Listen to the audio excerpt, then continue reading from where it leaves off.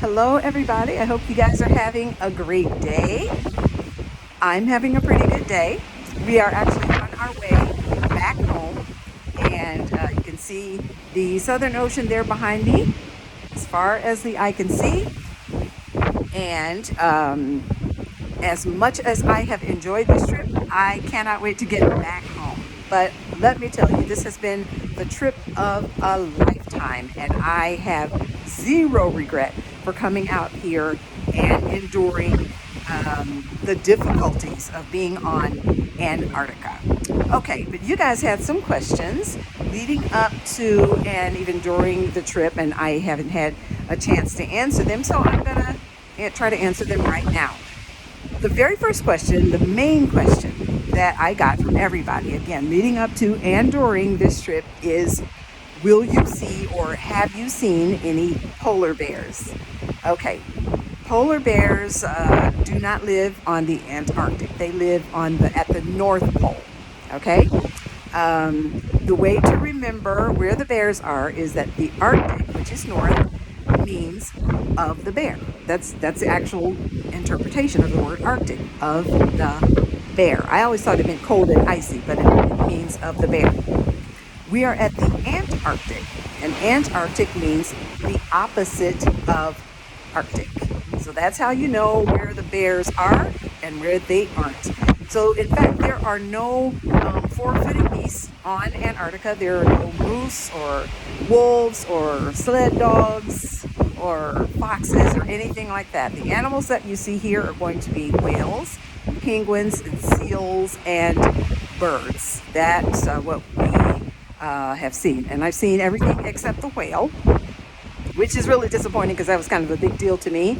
I was told that there were 6 of them out today, and I missed it. They were on the other side of the ship, so I completely missed it, and that has been my fear for the last 9 days, that I would miss the whale sightings. They're not abundant right now because it's kind of early in the season, and they typically get here at around December, and then in January. That's really when you see a lot of the whales. So, but going back to the original question, no, there are no polar bears on the Antarctic. Okay, so the next question that you guys had was about the people of Antarctica. The people of Antarctica. Antarctica doesn't have any indigenous people. There are no Antarcticans. There are no countries here. There are no cities. All right.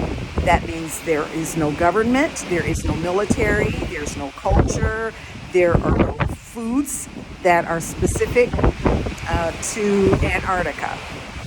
It is mostly an uninhabited place. The only people that live here are researchers who are here, part-time out of the year, and they come here to do what they have to do, and then they go back home. But they are not Antarcticans. They're people from all over the world who have different countries do have stations and bases here on Antarctica, but there are no indigenous people on Antarctica. Okay, so the last question that I'd like to tackle is that of the weather. As you can see, it is very windy. Antarctica is the coldest, windiest, and driest place on Earth, and I have experienced all of it. It is surprisingly, even though it looks really windy and cold, it's actually been surprisingly mild.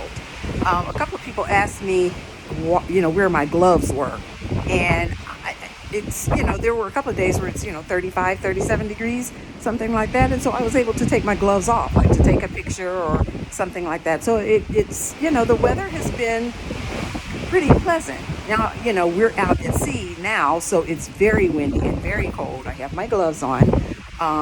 But Antarctica only has 2 seasons, okay? It's summer and winter. I'm holding onto my hat because I feel like I'm going to lose it. But so it's summer and winter. Right now it is, believe it or not, summertime. I'm dressed for summertime. And so summertime here feels like winter time in the States, okay? That kind of puts it in perspective for you. So, yeah. I hope that answers your questions. And, I know there was one more about the Drake Passage. I mentioned the Drake Passage, which is a very, very dangerous body of water that we have to come through in order to get to Antarctica.